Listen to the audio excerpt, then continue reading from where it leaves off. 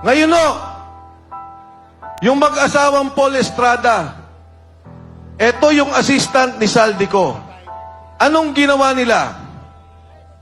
Ibinyahe, papalabas. Yung Paul Estrada na konsensya. Yung kanyang asawa po, tumawag at sinabing gusto na nilang umuwi. Ano pong ginawa? Binugbog! Pagkatapos, inilipad sa Chile. Pero may maganda po akong balita sa inyo. Yung pong mag-asawang yan, hawak na natin.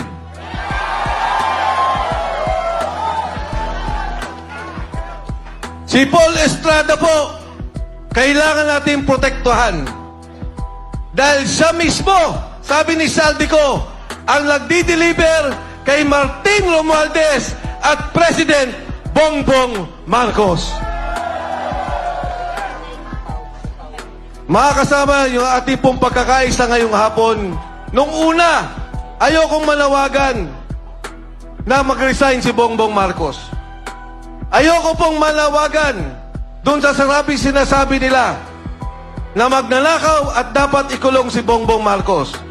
Pero dito sa akin nakikita, yung pagsalita ni Saldico, wala na pong kaduda-duda.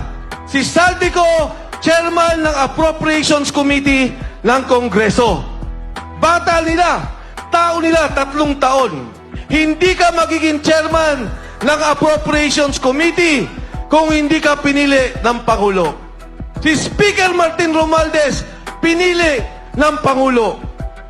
At yung pontong yan, sila ang gumagawa. Sila ang nag-aayos. Ngayon pong araw, tinanggal si Executive Secretary Bersamin. Ang bayan ko'y may mata, nakita niya na ang lahat. Ang bayan ko'y may mata, nakita niya na ang lahat. At sa tamang oras, sa mga bulaga